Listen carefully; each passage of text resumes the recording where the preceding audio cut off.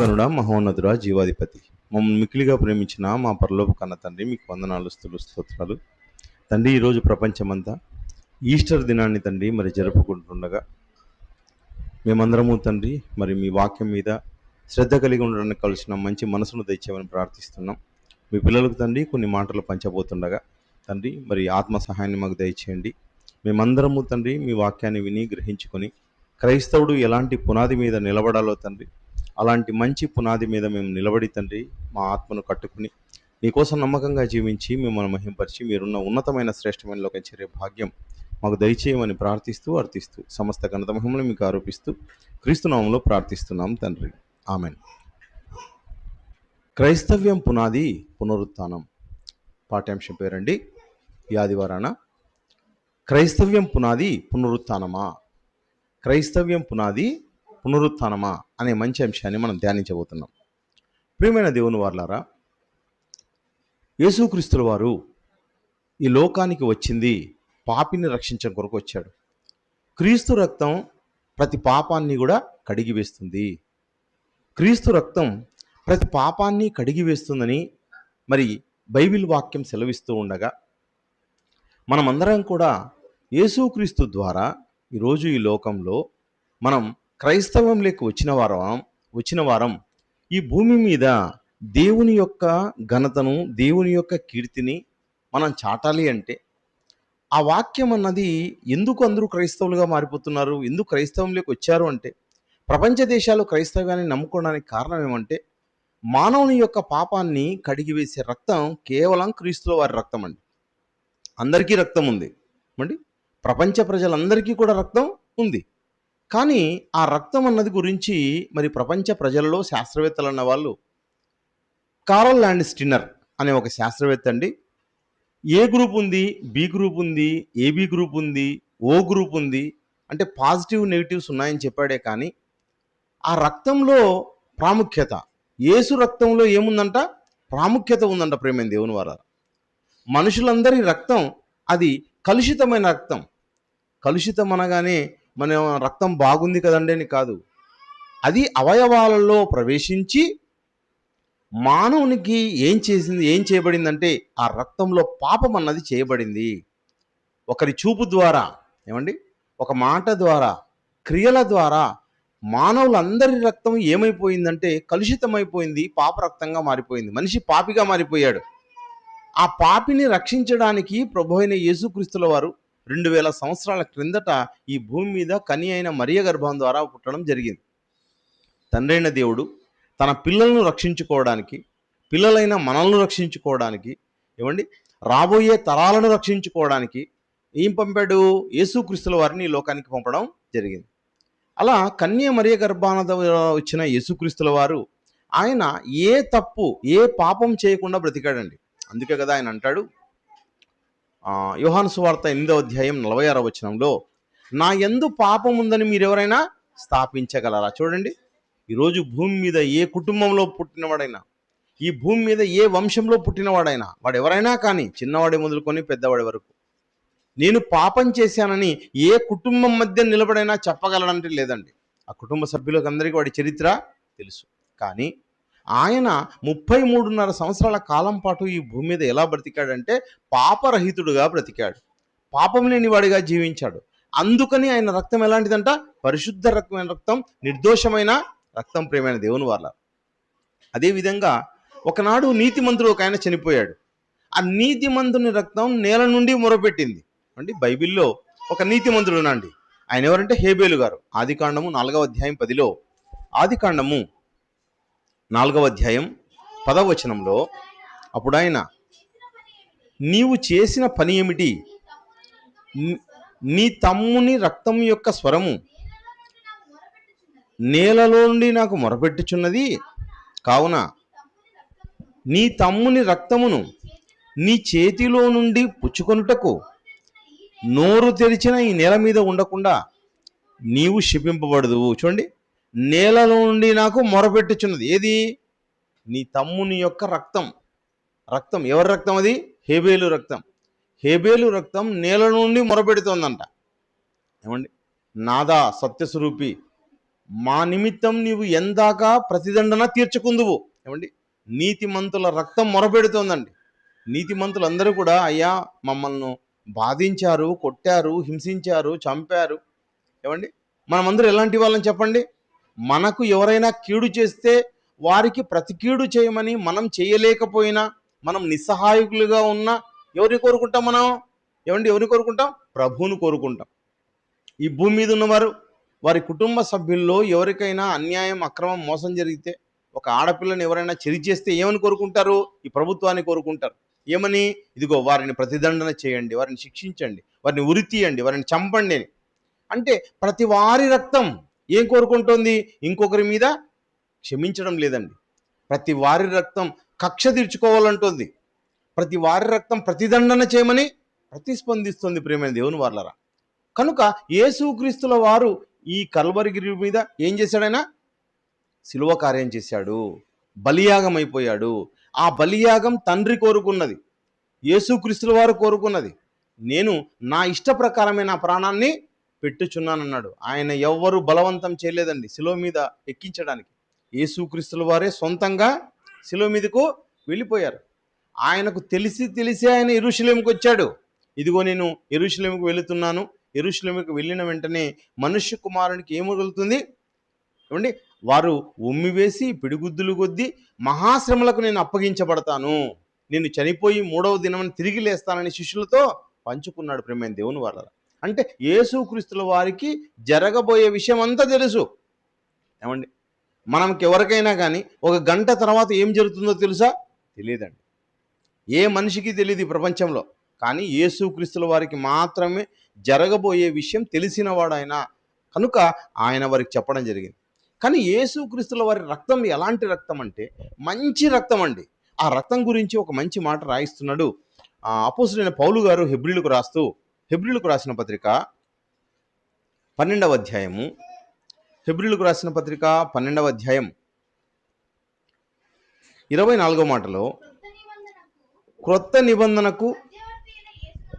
కొత్త నిబంధనకు మధ్యవర్తి అయిన యేసునొద్దకు హేబేలు కంటే మరి శ్రేష్టముగా పలుకు ప్రోక్షణ రక్తమునకును మీరు వచ్చి ఉన్నారు. మీరు ఎక్కడికి వచ్చారు అంటే కొత్త నిబంధన దగ్గరికి వచ్చారు. మీరు కొత్త నిబంధన దగ్గరకు వచ్చారు. ఈ కొత్త నిబంధన మధ్యవర్తి అయిన యేసునొద్దకు. ఎవరికి మధ్యవర్తి అయినా? తండ్రికి మనకు మధ్యన మధ్యవర్తి అండి. పాపికి పరలోకానికి మధ్యవర్తి ప్రియులారా. ఆయన ఎవరికి మధ్యవర్తి అంటే ఇదిగో భూలోకానికి పరలోకానికైనా మధ్యవర్తి. ఆయన మధ్యవర్తిగా వచ్చాడు, మనల్ని తండ్రి యుద్ధకు చేర్చడానికి వచ్చాడు. ఆయన ఎలా జీవించాడు అంటే హేబేలు కంటే మరి శ్రేష్టముగా పలుకు. ఏమండి, హేబేలు రక్తం పలికిందంట. ఏమని పలికింది? ఇదిగో మా అన్న అయిన కయ్యూని నిమిత్తం ఏం చేయాలి? తండ్రి మొరపెడుతోందండి.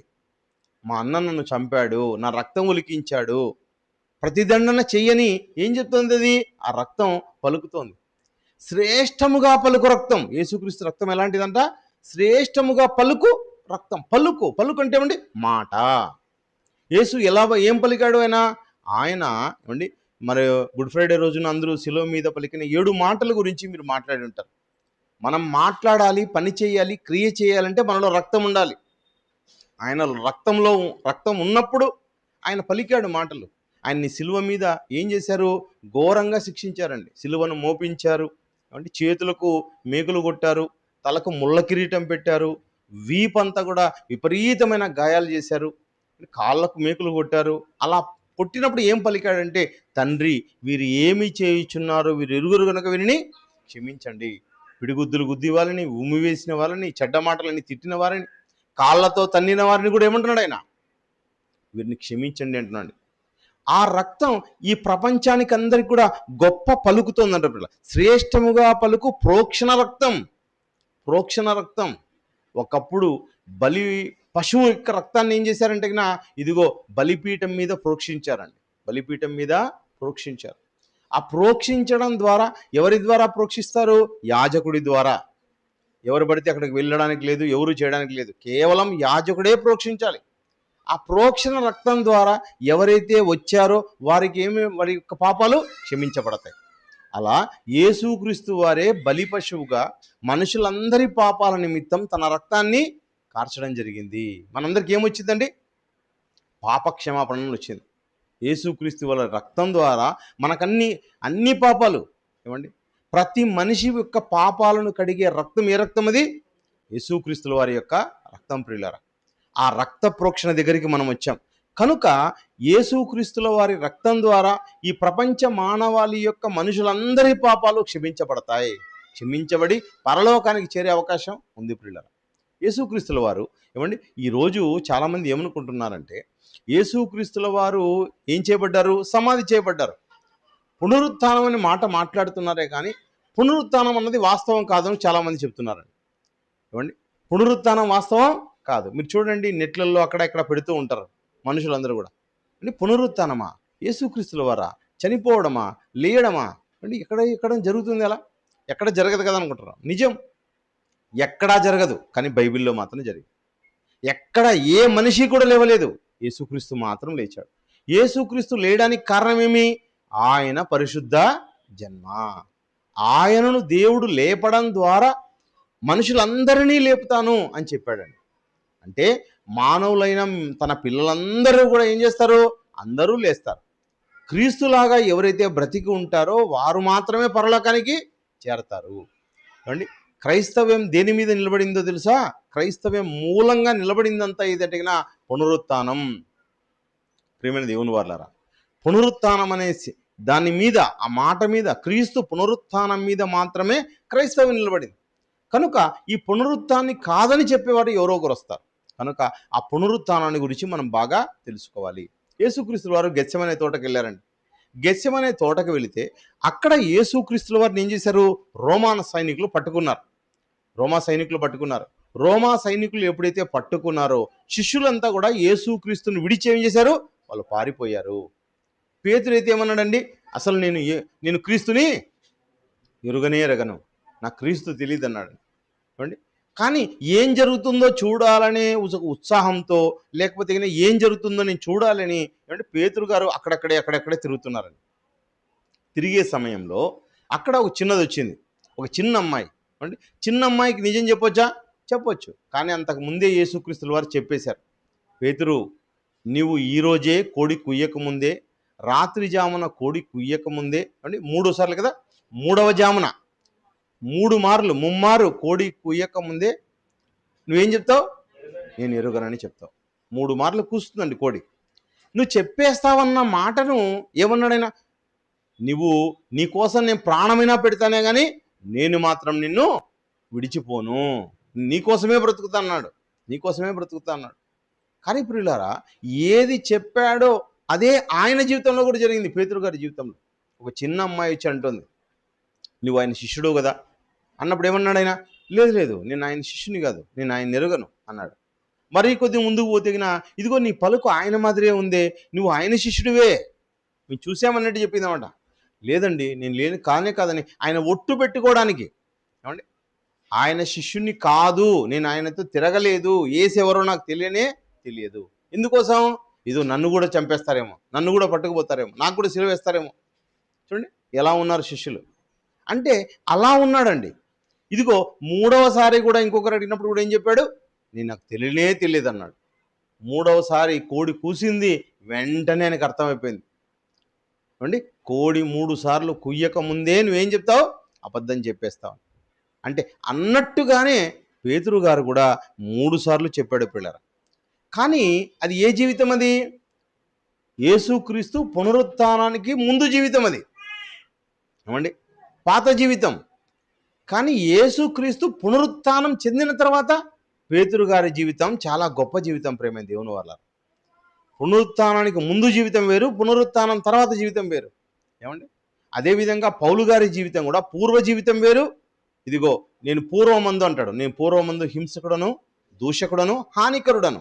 ఇప్పుడైతే ఎలా ఉన్నాను? నేను మృదు స్వభావంగా ఉన్నాను, నేను క్రీస్తుని పోలి నడుచుకుంటున్నాను, నేను క్రీస్తుని ధరించుకుని ఉన్నాను. అదేవిధంగా పేతురు గారు కూడా ముందు ఒకలా ఉన్నాడు, పునరుత్థానం తర్వాత ఏమండి అదేవిధంగా ఎవరు వచ్చారు ఆయనలోకి? పరిశుద్ధాత్ముడు వచ్చాడండి. పెంతెకొస్తను పండుగ దినము తర్వాత వారి మీదికి ఏమండి పరిశుద్ధాత్ముడు దిగడంతో గొప్ప ప్రసంగాన్ని పేతురు గారు చేయడం జరిగింది. అనేక మందిని మారు మనస్సు తీసుకొని రావడం జరిగింది. అనేక మందిని సంఘంలో చేర్చినవాడుగా, సంఘపు తాళవ చెవులు ఎవరి దగ్గర ఉన్నాయంట? పేతురు దగ్గర ఉన్నాయంట. పేతురు ద్వారా సంఘాన్ని కట్టాడు. కనుక పేతురు గారి యొక్క జీవితం అన్నది పూర్తిగా మారిపోయిందండి. అది ఎంతగా మారిపోయిందంటే ఆయన మరి యేసుక్రీస్తుల వారినండి, యేసుక్రీస్తుల వారిని సిలువ వేయడంలో ప్రధానమైన పాత్ర ఎవరు పోషించారంటే ఏమండి పరిసయ్యులండి, అదేవిధంగా ప్రధాన యాజకులు. ఈ పరిసయ్యులు ప్రధాన యాజకులు అన్న వాళ్ళే యేసుక్రీస్తుని సిలువ వేయడానికి అప్పగించడానికి ఎవరి దగ్గరికి వెళ్ళారు? యూదుల దగ్గర. ఎవరి దగ్గరికి వెళ్ళారంటే రోమా దగ్గరికి వెళ్ళారు. రోమా గవర్నర్ దగ్గరికి వెళ్ళారు. పిలాత్ దగ్గరికి వెళ్ళారు. ఏమండి ఆయన దగ్గర ఈయన మీద ఏమండి నేరారోపణ చేశారు. ఏమండి ఈయనే ఏమని చెప్పుకుంటున్నాడు? ఈయన యూదుల రాజుగా చెప్పుకుంటున్నాడు. ఈయనకు సిలువ వేయమని చెప్పారు. ఆయన మొత్తం ఆయన హిస్టరీ గురించి, యేసుక్రీస్తు గారి గురించి మొత్తం విచారణ చేసి వాకబు చేసి, అదిగో ఈయనలో నాకు ఏ దోషము కనపడలేదు, ఈయన నిరపరాధి, ఈయనను చంపకూడదు, ఈయనకేమి సిలువ శిక్ష విధించాల్సిన పని లేదు, మీకు ఎలాగో ఒకరిని విడుదల చేసేది ఉంది కదా, ఇదిగో నేను బరబ్బను మనం సిలువ వేద్దాం, యేసును విడుదల చేద్దామన్నాడు. కానీ యూదులందరూ ఏమన్నారు?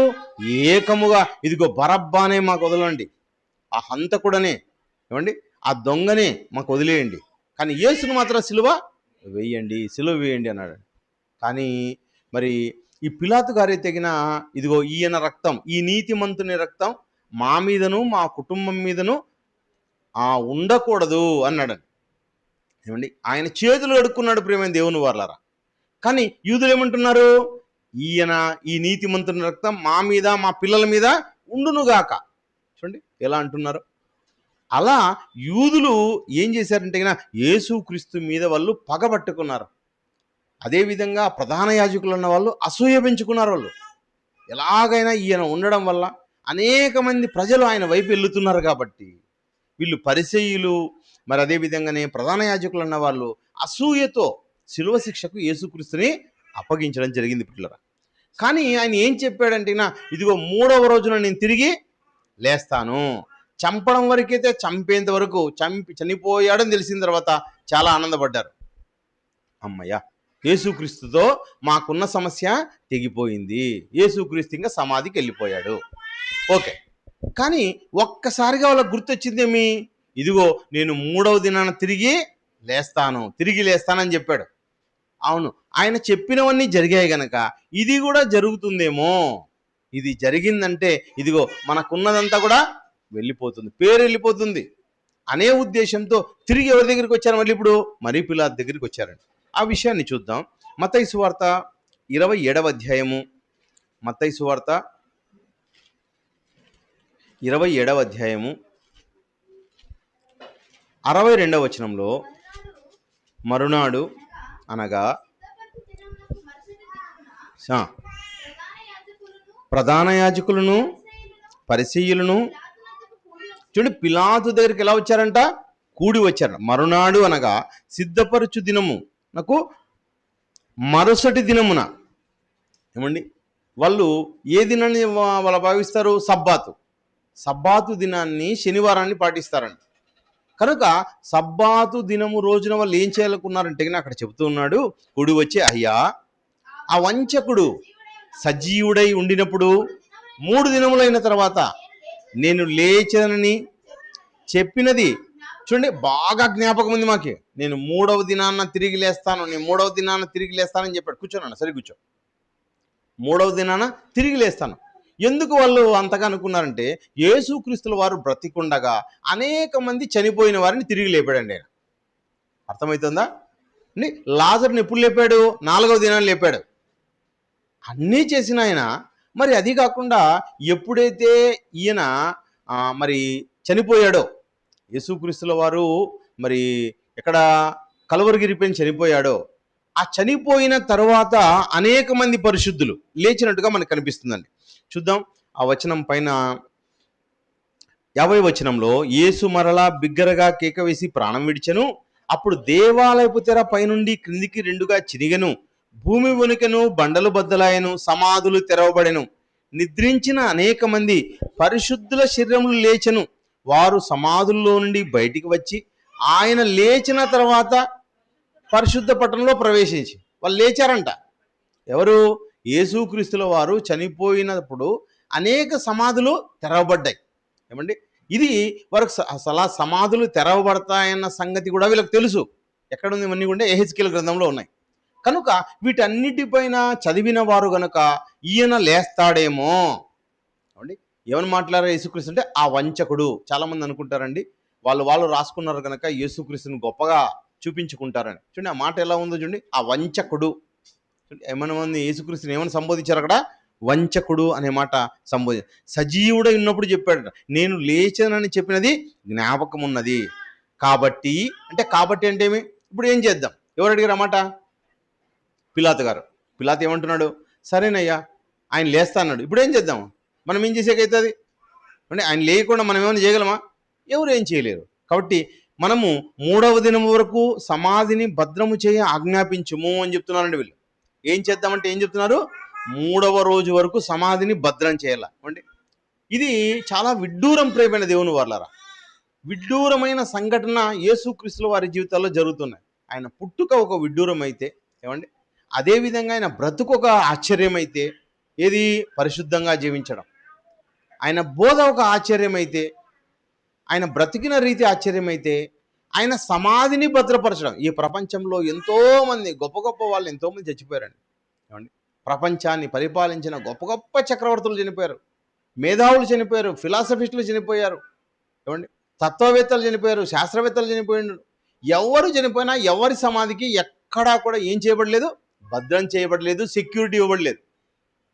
చనిపోయిన వారు లేస్తారేమో సెక్యూరిటీ పెట్టారా? ఎక్కడా జరగలేదు. అలా ప్రపంచంలో ఒక వింత జరిగింది. ఏం జరిగింది? భద్రం చేయని ఆజ్ఞాపించుకుంటే వాని శిష్యులు వచ్చి వాడిని ఎత్తుకొని పోయి ఆయన మృతుల్లో నుండి లేచనని ప్రజలతో చెప్పుదురేమో, అప్పుడు మొదటి వంచన కంటే కడపటి వంచన మరి చెడ్డదగునని చెప్పిరి. అందుకు పిలాతు, కావలి వారు ఉన్నారు కదా, మీరు వెళ్ళి మీ చేతనైనంత మట్టుకు సమాధిని భద్రము చేయుడని వారితో చెప్పెను. వారు వెళ్ళి కావలి వారిని కూడా ఉంచుకొని రాత్రికి ముద్ర వేసి సమాధిని భద్రం చేసిరి. ఏమండి, ఎట్లాంటి వాళ్ళు వెళ్ళారు? అందరూ కూడా ఈయన మీద నమ్మకం లేని వాళ్ళు వెళ్ళారు. ఎలా భద్రం చేసింటారు చూడండి. పెద్ద రాతిని పెట్టి మొత్తంగా అంతా సెక్యూరిటీ పెట్టి, సెక్యూరిటీగా మనుషులందరినీ పెట్టి, ఎప్పటివరకు కాపలా కూడా కేవలం 3 రోజుల వరకే. ఎట్టి పరిస్థితుల్లో లేస్తా అన్నాడు, లేస్తాడేమో అనే ఉద్దేశంతో ఒక గవర్నమెంట్, అంటే ఒక రోమా గవర్నమెంట్ తీసుకుంది ఇది. ఏమండి, అది కూడా వాళ్ళు ఏమంటున్నారు? వాళ్ళ శిష్యులు వచ్చి ఎత్తుకుపోతారేమో. శిష్యులు ఎంతమంది? 12 మంది. ఆ 12 మందిలో కూడా ఒక యూదా అప్పుడప్పుడే తప్పోయాడు. 11 మంది ఉన్నారు. ఈ 11 మంది ఏమన్నా చేస్తారేమని. ఏమండి, ఎలాంటి వారు చూడండి శిష్యులు. పేతురు ఎలాంటి వాడుగా కనపడ్డాడు మనకి? ఆయన చాలా భయపడిన వాడుగా కనపడ్డాడు. నువ్వు శిష్యుడుగా అంటున్నా కూడా నేను కాదంటున్నారు. అలాంటి వాళ్ళు ఎత్తుకుపోయే అవకాశమే లేదు, ఆ పరిస్థితే లేదు. వాళ్ళు పారిపోయారు, వాళ్ళు దాక్కున్నట్టుగా మనకు కనిపిస్తుంది పిల్లరా. కానీ జరిగిన సంఘటన ఏం జరిగిందంటే 28వ అధ్యాయం 4వ మాటలో,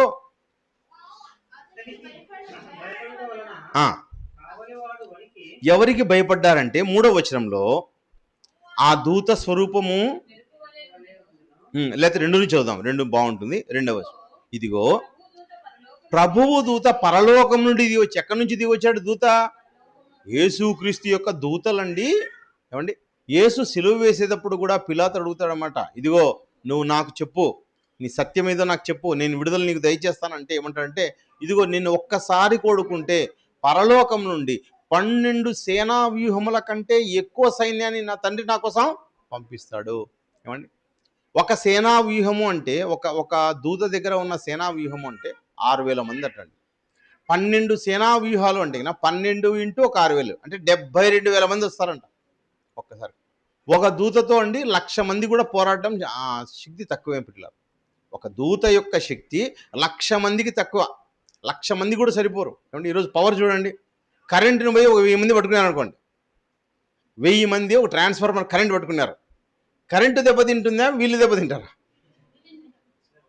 అది 1000 అయినా 1,00,000 అయినా. అణుబాంబు చూడండి, అణుబాంబు ఎన్ని వేల మందినైనా చంపేస్తుంది. అంటున్నారు కదా. అంటే దూత శక్తి దీనికన్నా ఇంకా మహాశక్తి ప్రేమైన దేవుని వాళ్ళ 12,000 కంటే ఎక్కువ సేనా వ్యూహముని పంపగలిగిన శక్తి ఆయన దగ్గర ఉంది. మొత్తం శక్తి ఉన్న శక్తిని ఏమాత్రం చూపడం లేదు పిల్లరా. యేసుక్రీస్తుల వారు చూపడం లేదు. మనం చూడండి, లేకపోయినా ఉన్నది చెప్పుకుంటాం.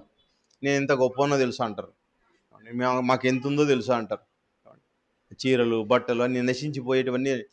కానీ దూతలు నశించిపోయే వాళ్ళు కాదండి. అవి ఎప్పటికీ ఎటర్నల్ లైఫ్ అండికి.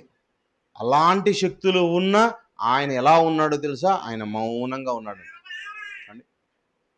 గొర్రె ఏ విధంగా గొర్రెబొచ్చు కత్తిరించుకొని వాని దగ్గర ఉంటుందో అలా మౌనంగా యేసుక్రీస్తుల వారు ఉన్నారంట. ఆయన బెదిరింపబడి కూడా ఆయన ఒక్క మాట మాట్లాడడం లేదు. ఆయన ఉమ్మి వేసిన పిడిగుద్దులు గుద్దిన అండి. అదేవిధంగా యేసుక్రీస్తు నిన్ను ఎవరు కొట్టారు చెప్పు, క్రీస్తు ఎవరు కొట్టారు నువ్వు ప్రవచించు. నువ్వు ఏమండి, ఒక నలుగురు కూర్చొని పిల్లలు ఆడతారు కదా, ఒక దెబ్బ కొడతారు, ఏబిసిడి ఎవరు కొట్టారు చెప్పు అని కనుక్కోమంటూ ఉంటారు. నీకు తెలిసేమో చెప్పు, నీకు చేతనైతే చెప్పు అంటుంటారు. కానీ ఎన్ని రకాలుగా ఆయన్ని హింసించినా ఏమండి, ఆయన బట్టలు చీట్లు వేసి వాళ్ళు తీసుకున్నా ఎవరిని కూడా పల్లెత్తు మాట లేదండి. కానీ ఇంకా ఏమంటున్నారంటే ఆయన, తండ్రి వీరు ఏమి చేయుచున్నారు, వీరు ఎరుగురు కనుక వీరిని క్షమించండి అన్నారు. అంత గొప్ప దూతలు ప్రియులరా. ఇప్పుడు ఒక దూత వచ్చాడంట, పరలోకం నుంచి ఒక దూత. ఆ దూత వచ్చి ఏం చేశాడు? దాని మీద కూర్చుండెను. అప్పుడు మహాభూకంపం. చూడండి, భూకంపం ఎట్లా భూకంపం కలిగిందంట. ఈ రోజుల్లో రాస్తుంటారు, అవి నిజమో కాదు మనకు తెలియదండి. ఫేస్బుక్లోనో లేకపోతే యూట్యూబ్లో వస్తుంటాయి. ఆంధ్రాలో మహాభూకంపం వచ్చింది, పర్షియాలో మహాభూకంపం వచ్చింది, ఇరాన్లో వచ్చింది, ఇరాక్లో వచ్చింది, పాకిస్తాన్లో వచ్చింది, ఉత్తర భారతదేశంలో వచ్చింది పెడుతుంటారని. కానీ నిజంగా ఎక్కడొచ్చిందంట? ఆ రోజు యేసుక్రీస్తు సమాధి దగ్గర వచ్చిందంట. దూత ఒక్కసారి దిగిన వెంటనే వణికిందంటండి. ఏమైంది? వణికింది. దాన్ని అక్కడ భూకంపం లేనను. ఆ దూత స్వరూపము మెరుపు వలె ఉండెను. అతని వస్త్రములు హిమమంత తెల్లగా ఉండెను. అతనికి భయపడుట వలన కావలి వారు వణికి చచ్చిన వారి వలె ఉండరు. వాళ్ళు చచ్చిపోయారా? చచ్చిపోలే. అంటే చావాలని కోరుకోలేదు దేవుడు కనుక వాళ్ళు చావలేదు. కానీ వాళ్ళ స్థితి ఏమైంది? ఇది కరెంటు షాక్ తగిన వాళ్ళ మాదిరి అయిపోయింది. ఊపిరాడడం లేదు సరిగా అండి. కళ్ళు బైర్లు కమ్మాయి. ఎవరు రారు ఎవరు రారు ఎవరు రారు అనుకున్నాం. ఒక్కసారిగా ఒక్క క్షణంలోనే జరగాల్సిందంతా జరిగిపోయింది. వచ్చాడు, ఆ రాయి పొర్లించబడ్డాడు, యేసుక్రీస్తుల వారు బయటికి రావడం జరిగింది. చూడండి అక్కడ ఏం జరిగింది, ఇంకా చెప్తున్నాడు.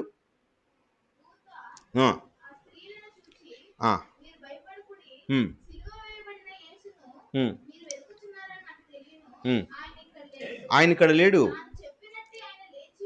చూడండి, తాను చెప్పినట్టే ఆయన లేచి ఉన్నాడు. లేచి ఏం చేశాడు? యేసుక్రీస్తు వారు పునరుత్థానం పొందాడు. ఏమండి, ఇదే కదా సువార్త అంటే. యేసుక్రీస్తుల వారు అండి సమాధిని గెలిచారన్నదే సువార్త ప్రేమైన దేవుని వారు. దీని మీదనే ఆధారపడే ఈరోజు ప్రపంచానికి యేసుక్రీస్తును మీరు నమ్ముకోండి, మీరు కూడా ఒకరోజు పునరుత్థానం అన్నది ఉంది. ఆ పునరుత్థానంలో మీరు తిరిగి లేస్తారని ఈరోజు ప్రపంచానికి మనం ఏం చేస్తున్నాం? చాటి చెబుతూ ఉన్నాం ప్రేమైన దేవుని వారు. కానీ ఆ చాటి చెప్పేదాన్ని చేయకండి అని ఆ రోజుల్లో నుంచి ఈ రోజుల వరకు కూడా ఏంది ఆటంకం అన్నది కలిగిస్తున్నారు. మీరు సువార్త ఎందుకు చేస్తున్నారు? సువార్త చేయొద్దండి, ఏమండి. కానీ ప్రభువు చెప్పాడు, గ్రంథం చెప్పిందంటే మాకొద్దండి, మేము ఎవరు ఇక్కడ లేరు, క్రైస్తవులు ఎవరు లేరు, క్రైస్తవులకు చెప్పొద్దండి అంటున్నారు. వాళ్ళకి తెలియక ఎవరికి చెప్పాలి? మనం క్రైస్తవులు కానులకి చెప్పాల్సిండేది. క్రైస్తవులు కాని వారికే చెప్పాలి. ఏమండి, క్రైస్తవులు చేస్తున్నది రైట్ అది. ఏమండి, ఎవరైనా చూడండి, మీరు ఒక 1000 రూపాయలకి ఒక మంచి 4 చీరలు కొన్నారనుకోండి. ఎలాంటి చీరలు కొన్నారు? అవి ఒక్కొక్క దానికి కాస్ట్ 5,000 అవుతుంది అనుకోండి. 5,000 రూపాయలు, 5,000 4 చీరలు అంటే 20,000 అవుతుంది. 20,000 చీరలను 1000 రూపాయలు కొన్నారనుకోండి. మీరు అమ్మ మీకు ఎవరైనా ఉంటే చెప్పండి, వాళ్ళకు కూడా ఇస్తామన్నారు అనుకోండి. మీరు ఏమంటారు? మీరు వెంటనే మీ బంధువులందరికీ ఏం చేస్తారు? తెలిసిన వారికి అందరికీ కూడా, మీ మేలు కోరే వాళ్ళందరికీ చెప్తారు ఆ విషయాన్ని. పొందుకోండి అని. ఏమండి, ఒక ఆధార్ కార్డు తీసుకుంటే ఆధార్ కార్డు తీసుకొని చెప్తారు. ఏమండి, ప్రతి విషయాన్ని కూడా మీ పొరుగు వాళ్ళకి పంచుకుంటారు. అదే చెప్పాడండి దేవుడు. ఏం చెప్పాడంటే, నువ్వు తెలిసిన వాళ్ళకి, నమ్ముకున్న వాళ్ళకి, నీ మాట వినే వాళ్ళకి ఎవరికైనా కానీ ఏం చెప్తావు? ఇదిగో యేసుక్రీస్తు లేచాడు, యేసుక్రీస్తు ఆయన నిజమైన వాడు, ఈ జరిగిన సంఘటనలన్నీ వాస్తవమైన సంఘటనలు, ఇవి ప్రపంచం నడిబొడ్డున జరిగిన సంఘటనలు కనుక నీవు కూడా క్రీస్తుని విశ్వసించు అని చెప్పడం అండి. వాళ్ళు విశ్వసిస్తారో విశ్వసించారో అవుట్ ఆఫ్ క్వశ్చన్ అది. కానీ చెప్పడం వరకు మాత్రం చెప్పాలి. నమ్మి బాప్తిస్మం పొందినవాడు రక్షింపబడును, నమ్మని వానికి శిక్ష అని చెప్పాడు. అంటే చాలామంది క్రైస్తవులు ఉన్నారు. క్రైస్తవులు ఉన్న క్రైస్తవునిగా బతకడం లేదు. వారికి కూడా ఈ సత్యాన్ని మనం తెలియజెప్పాలి. ఏమండి, పౌలు గారు చూడండి, పేతురు గారు చూడండి, క్రీస్తు శిష్యుడైనా, క్రీస్తుని విశ్వసించినా, ఆయనతో పాటు తిరిగినా, క్రీస్తు లేవకముందు ఎలా ఉన్నాడైనా ఒకలా ఉన్నాడు. క్రీస్తు లేచిన తర్వాత ఆయన చాలా పర్ఫెక్ట్గా మారిపోయాడండి. అంటే పునరుత్థానాన్ని నమ్మిన క్రైస్తవుడు ఎలా ఉండాలంట? వాడు నిజమైన క్రైస్తవుడు అండి. పునరుత్థానం మీద నీ జీవితాన్ని కట్టుకోవాలి. దేని మీద కట్టుకోవాలి? పునరుత్థానం మీద కట్టుకోవాలి. పునరుత్థానాన్ని నమ్మిన వాడు ఈ లోకాన్ని ఏం చేయాలి? మనం ఈ లోకాన్ని ఏ రోజుకైనా వదిలేస్తాం. ఈ లోకాన్ని వదిలేస్తాం కనుక ఈ లోకాశలలో పడకోకుండా, అది ఎంత పెద్ద గొప్ప ఇల్లు అయినా కానీ అది జీరోతో సమానం. ఎంత పెద్ద బంగారం అయినా కానీ అది జీరోతో సమానం. ఏమండి, అర్థమవుతుందా? ఎంత గొప్ప బట్టలు అయినా కానీ అవి జీరోతో సమానం. ఏమండి, ఎంత గొప్ప ఆహారమైనా కానీ గిలగిలగిల కొట్టుకోవాల్సిన పని లేదు. ఏమవుతుంది? అది బహిర్భూమికి విడిచబడేది. కనుక అన్నీ తెలుసుకున్నవాడుగా నువ్వు ఎలా ఉండాలంటే వాక్యం మీద దృష్టి కేంద్రీకరించాలి. వాక్యమే గొప్పది. ఏది అన్నింటికన్నా గొప్పది? వాక్యం. ఆ వాక్యాన్ని నువ్వు గొప్పగా నమ్మాలి పిల్లరా. అలా వాక్యాన్ని గొప్పగా నమ్మినవాడు ఎవరు? పేతురు గారు. అపోస్తుల కార్యములు అండి 3 సార్లు పైగా అబద్ధం బొంకి మాట్లాడిన అపోస్తులైన మరి పేతురు గారు ఎలా ఉన్నారంటే, అపోస్తుల కార్యములు 1వ అధ్యాయం 3వ వచనంలో, అపోస్తుల కార్యములు 1వ అధ్యాయం ఇప్పుడు యేసుక్రీస్తుల వారు అనేక ప్రమాణాలు చూపించారనే మాట చూపిస్తున్నాను నేను. అపోస్తుల కార్యములు 1వ అధ్యాయం 3వ మాటలో, ఆయన శ్రమపడిన తర్వాత 40 దినముల వరకు వారికి అగపడుచు దేవుని రాజ్య విషయములను గురించి బోధించుచు అనేక ప్రమాణములను చూపి వారికి తన్ను తాను సజీవునిగా కనపరచుకోండి. యేసుక్రీస్తుల వారండి తిరిగి లేచిన తర్వాత ఆయన చెప్పండి, నేను సజీవుడను, నేను యుగయుగములో సజీవంగా ఉంటాను. మరణించేంతకండి మరణాన్ని జయించిన వాడండి. ఏ మరణం? 2వ మరణం. మొదటి మరణం అందరికీ వస్తుంది. అది ఆ మరణం పుట్టినవాడు గిట్టక తప్పదు, ప్రతివాడు చనిపోవాల్సిందే.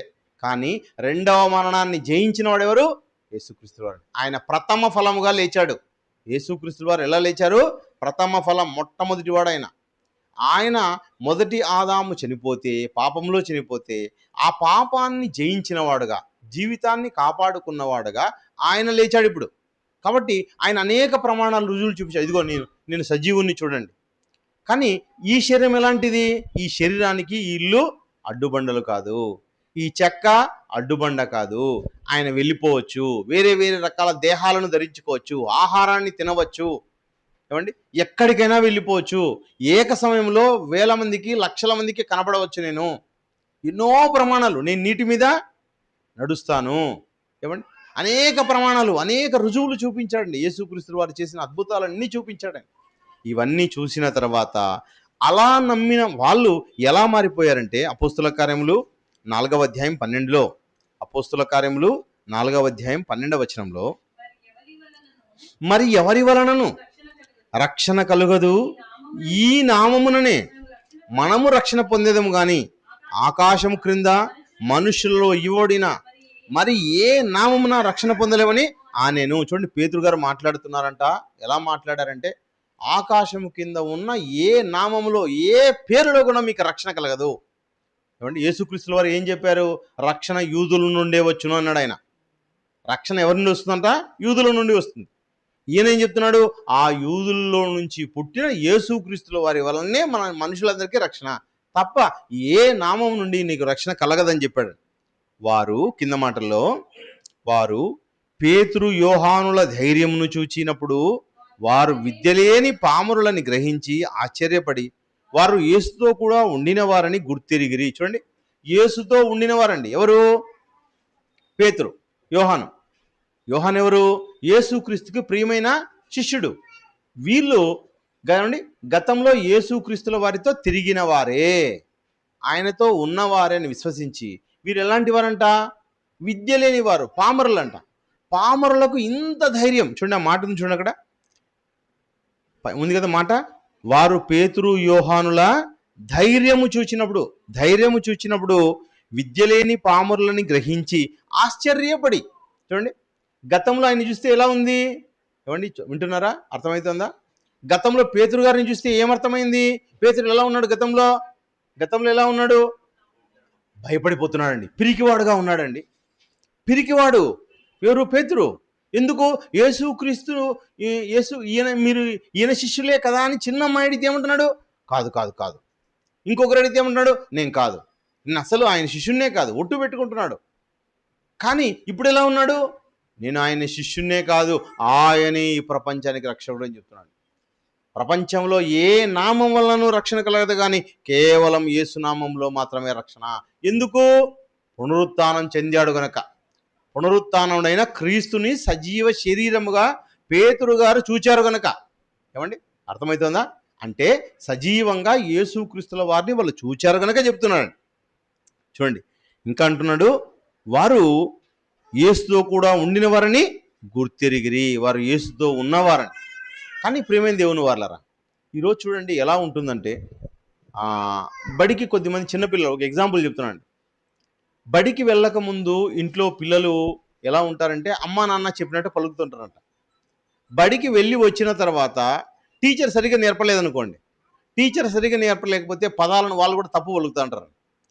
ఇంట్లో ఉన్నప్పుడు కాకరకాయ అంటున్నారంట, బడికి పోయిన తర్వాత కీకరకాయ అంటున్నారంట. అట్లుంటుందండి.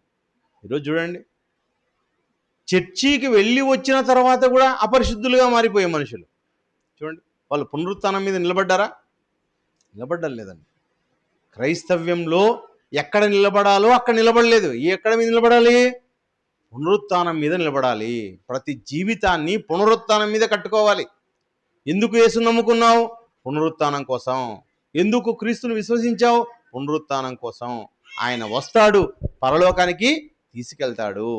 కనుక పునరుత్థానం ఉంది ప్రియమైన దేవుని వారారా. 1వ అధ్యాయం అపోస్తుల కార్యంలోకి మళ్ళీ ఒకసారి రండి. అపోస్తుల కార్యంలో 1వ అధ్యాయం 11వ వచనం. గలిలయ మనుషులారా, మీరు ఎందుకు నిలిచి ఆకాశం వైపు చూచుచున్నారు?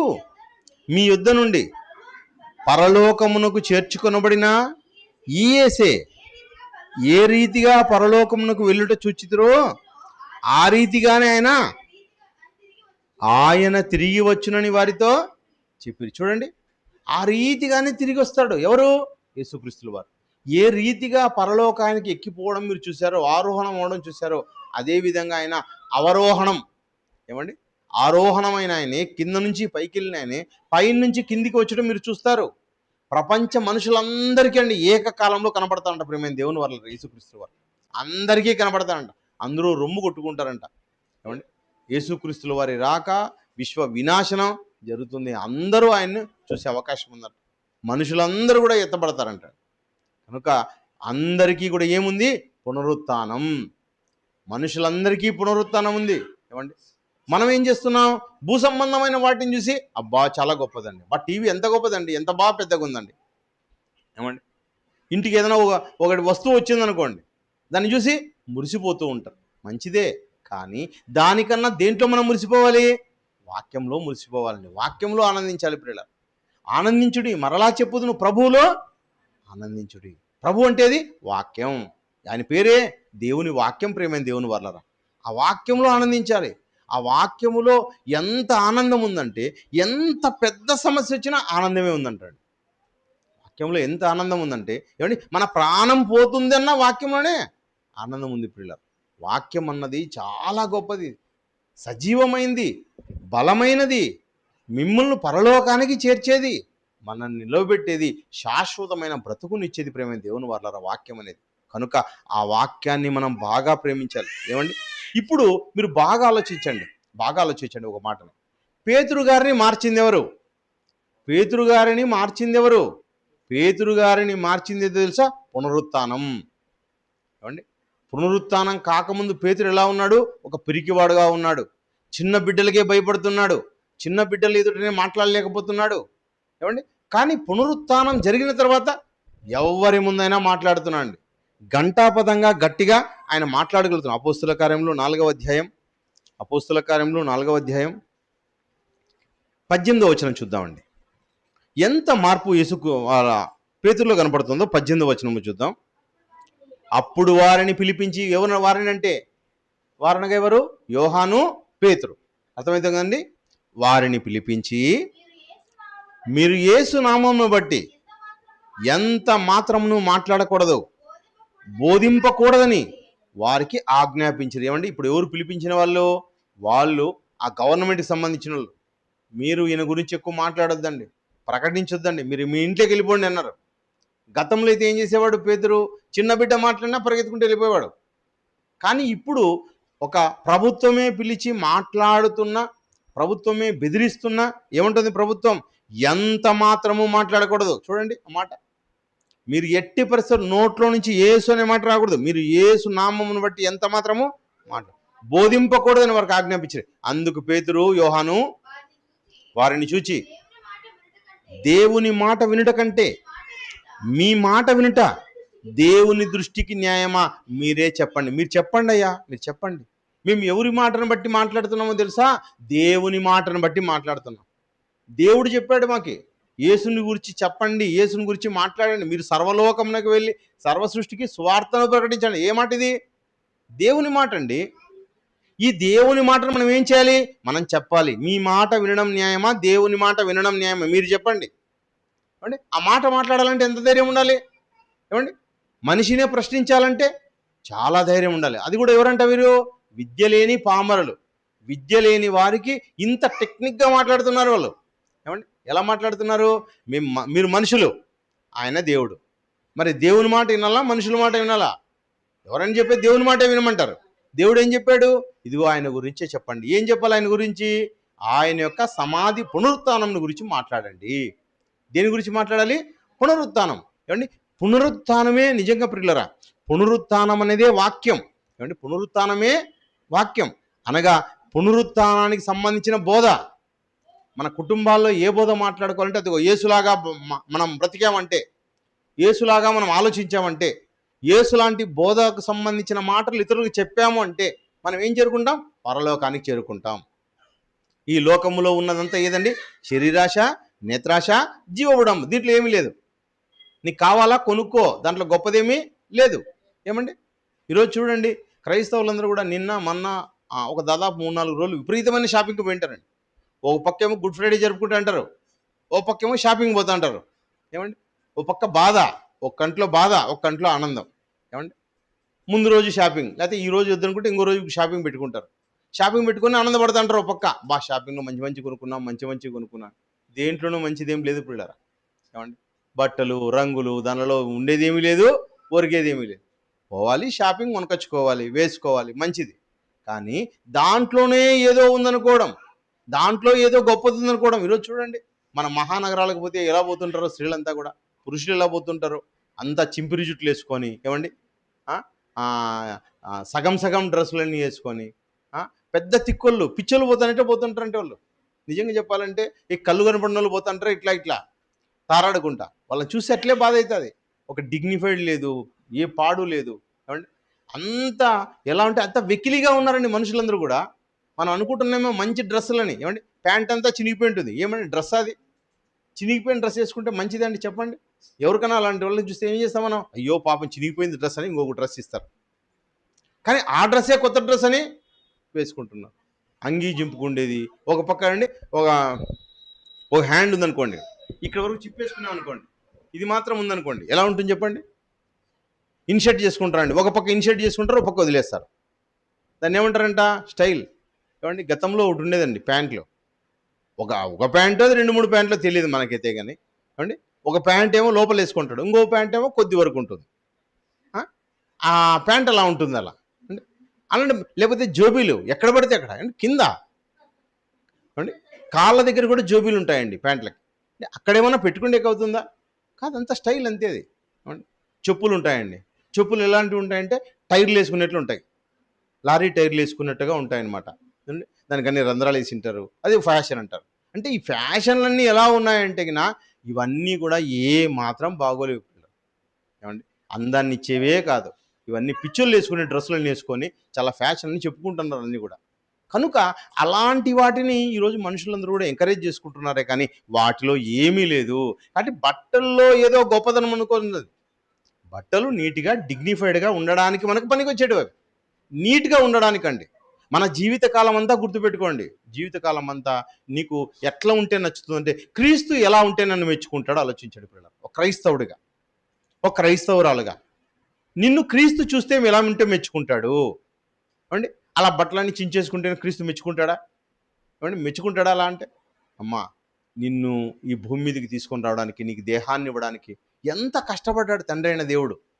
నువ్వు ఎలా ఉండాలి ఆయన కుమార్తెగా? నీకు దేవుడు ఇచ్చాడు కదా, నీకు ఆస్తినిచ్చాడు, భర్తనిచ్చాడు, పిల్లల్నిచ్చాడు, డబ్బునిచ్చాడు. బాగా డిగ్నిఫైడ్గా ఉండాలా. ఏమండి? వీళ్ళు క్రైస్తవులు అండి, చాలా ఒబీడియంట్గా ఉంటారు. ప్రతి వారితోనూ మర్యాదగా మాట్లాడాలా. ఏమండి? నీట్గా ఉండాలా. మనం అంటాం కదా ప్రతిజ్ఞ చేసినప్పుడు, ప్రతి వారితోనూ మర్యాదగా నడుచుకుంటాను ప్రతిజ్ఞ చేస్తాం. కానీ మనం ఏం చేస్తాం? దాన్ని వదిలేస్తాం. కనుక ప్రియులారా, ప్రతిదాన్ని కూడా మీరు ఆలోచించండి. ఏ మాట మాట్లాడుతున్నారు? All Indians are my brothers and sisters. దానికి నువ్వు కట్టుబడాలి. దేవుని వాక్యం కూడా అదే చెప్పేది. దేవుని వాక్యం అంటే ఏమి తెలుసా? మంచి మంచి వాక్యాలు ప్రియులారా. ఈ వాక్యాలు నీకేం చెప్తున్నాయంటే నీవు మితంగా ఉండు, చాలా జాగ్రత్తగా ఉండు. కొద్ది బట్టలైనా చాలు, అవి గౌరవంగా ఉండేవి, నీకు అన్నీ తెచ్చేవి, దేవునికి పేరు తీసుకొని రావాలి. నీ బట్టలు ఏం చేయాలి? నిన్ను కనపరచడం కాదు, నీ దేవుణ్ణి కనపరచాలి. పురుషులు స్త్రీల దుస్తులు ధరించుకోకూడదండి. స్త్రీలు పురుషుల దుస్తులు ధరించుకోకూడదండి. పురుషులు కమ్మలు పెట్టుకోకూడదు, గాజులు వేసుకోకూడదు, గజ్జెలు వేసుకోకూడదు. రాబోయే కాలంలో అందరూ తయారవుతారు జడలు వేసుకునే వాళ్ళు, చూడండి. కనుక ప్రియులారా, మనం జాగ్రత్తగా ఉండాలి. పునరుత్థానం గురించి బోధిస్తున్నాడండి. ఏమండి? ఈరోజు దేని గురించి మనం బోధిస్తున్నాం? 4వ అధ్యాయం 18 చదివామా? 4:12 చదవండి ఒకసారి.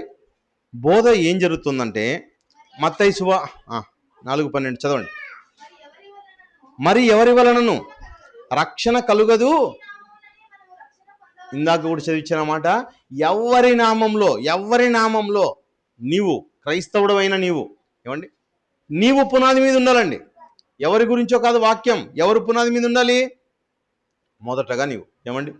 ఉద్యోగం నువ్వు కావాలనుకుంటావా, నీ కొడుకు కావాలనుకుంటావా, బయటోడికి కావాలనుకుంటావా? ఆలోచించాడు పిల్లలు. ఏమండి?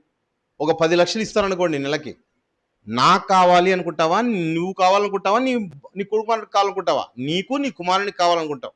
ఆ తర్వాతే కదా పక్కనోడు. అదన్నా 10 లక్షలేమో, ఇది ఎన్ని లక్షల కోట్లో చెప్పలేని వాక్యం. నువ్వు నిరంతరం, ఏమండి, ఎప్పటికీ జీవించేది ఎటర్నల్ లైఫ్. కనుక ఈ నిత్య జీవం కోసం మనం ఆలోచించాలి ప్రియమైన దేవుని వారారా. చూడండి, ఇప్పుడు యేసుక్రీస్తుల వారు లేచారన్నది సత్యం. ఆయన లేచాడు, లేచి సజీవుడిగా కనపడ్డాడు, శిష్యులందరికీ కనపడ్డాడు, అనేక మందికి కనపడ్డాడు, 40 రోజుల పాటు కనపడ్డాడు, అనేక ప్రమాణాలు రుజువులు వాళ్ళకి చూపించాడు. ఇది సత్యం. కానీ ఇది జరుగుతుంటే గతంలో వాళ్ళు ఏం చేశారు? అసూయపడ్డారు, ఓర్చుకోలేదు. యేసుక్రీస్తుని బోధలో ఓర్చుకోలేదు. ఇప్పుడు ఆయన లేచాడన్న విషయాన్ని కూడా ఓర్చుకోలేకపోయాడు. ఒకసారి మత్తయి సువార్తకి వెళ్దాం. ఆ రోజు ఏం జరిగిందనే విషయానికి ఇంకోసారి చూద్దాం. మత్తయి సువార్త 28వ అధ్యాయము. మత్తయి సువార్త 28వ అధ్యాయము.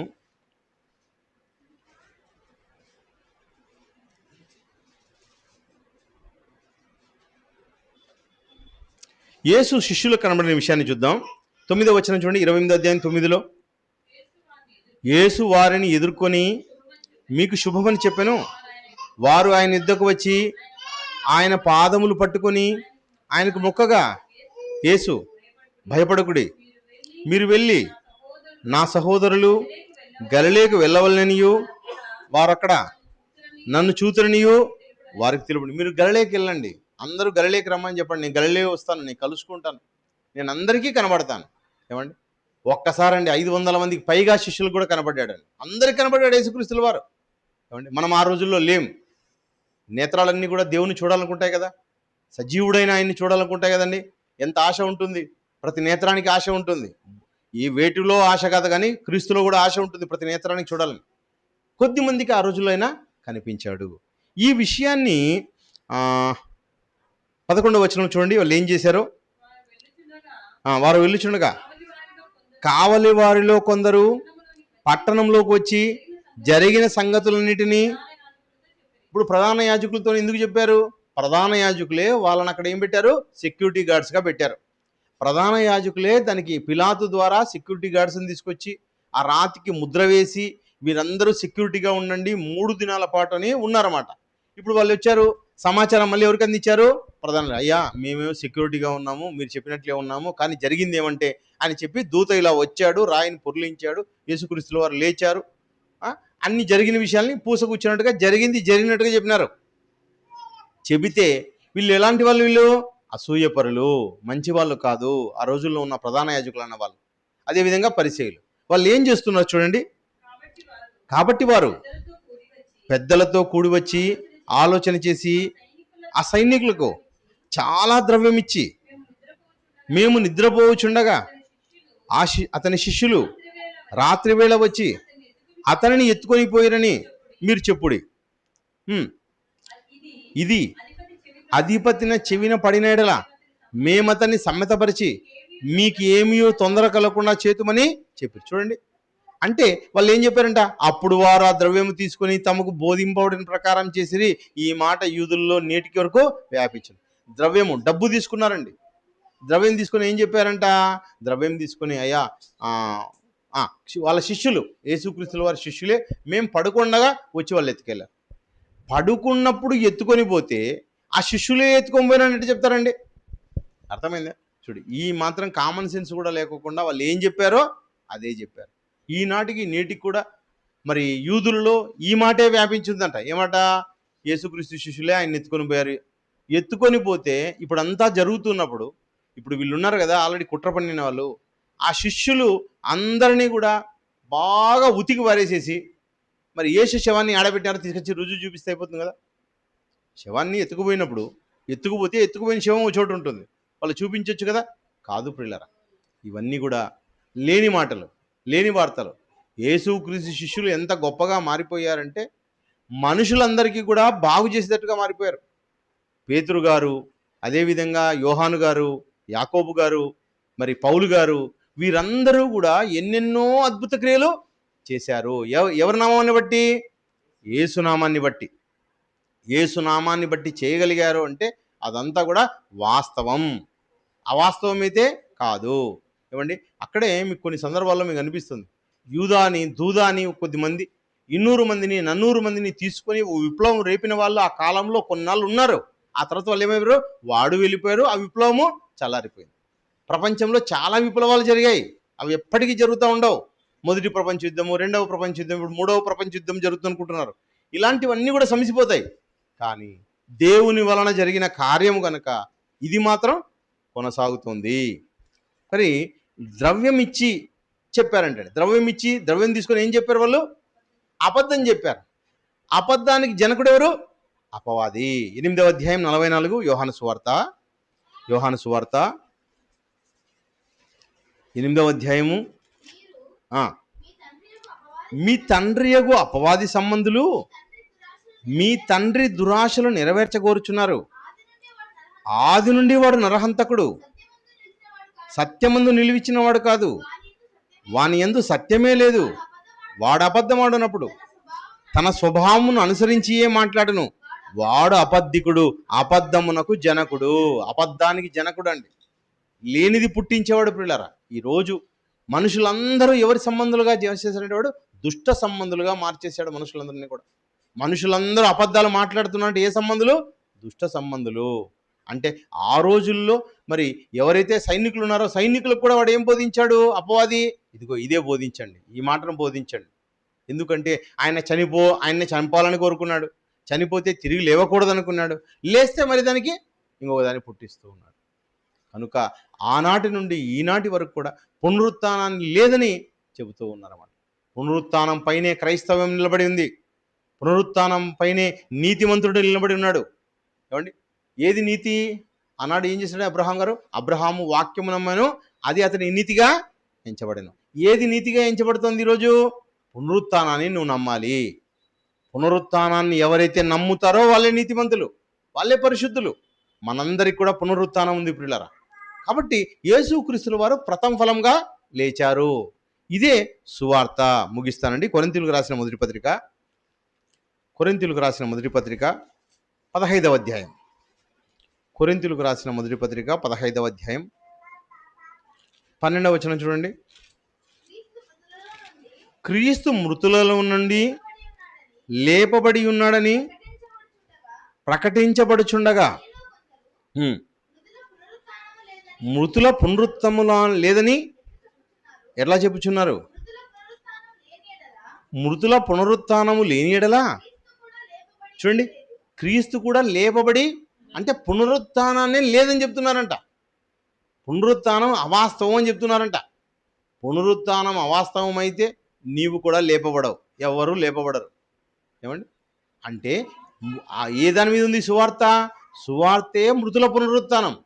ఆ మృతుల పునరుత్థానాన్ని లేదని చెప్పే వాళ్ళు ఆ రోజు కూడా వచ్చారు. క్రీస్తు మృతుల్లో నుండి లేపబడి ఉన్నాడని ప్రకటించుచుండగా, ఏదది? సువార్త. సువార్త ఏది?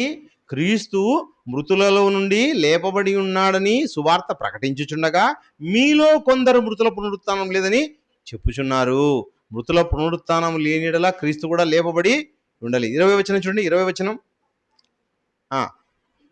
ఇప్పుడైతే నిద్రించిన వారిలో ప్రథమ ఫలముగా మృతుల్లో నుండి లేపబడి ఉన్నాడు.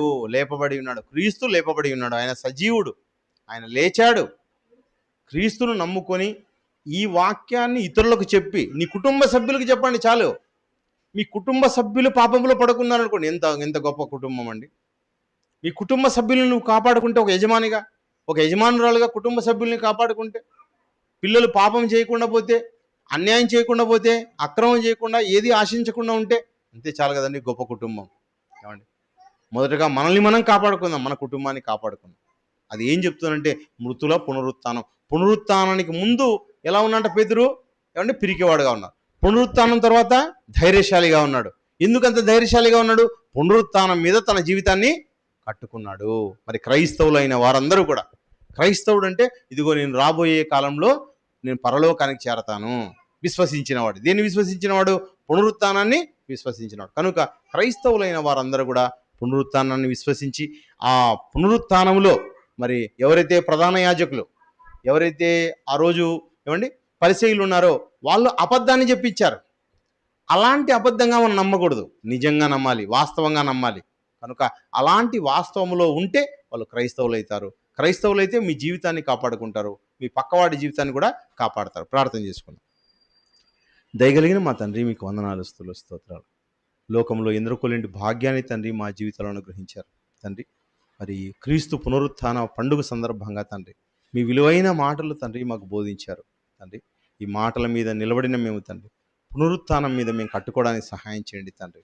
మేమందరము తండ్రి పరిశుద్ధులుగా, నీతిమంతులుగా తండ్రి మీ కుమారుని రక్తం ద్వారా తీర్చబడిన మేము తండ్రి, మేము కూడా రాబోయే కాలంలో తిరిగి లేస్తామని, మరి లేచిన వారుగా పై వాటిని వెతికేవారుగా మేము ఉండాలి తప్ప భూ సంబంధమైన వాటిని వెతికి వాటిలో ఆనందించేవారుగా కాకుండా మీ వాక్యంలో ఎల్లప్పుడూ మేము ఆనందించేవారుగా చేయమని ప్రార్థిస్తూ, అర్థిస్తూ, సమస్త ఘనత మహిమలు మీకు ఆరోపిస్తూ క్రీస్తు నామములో ప్రార్థిస్తున్నాం తండ్రి. ఆమేన్.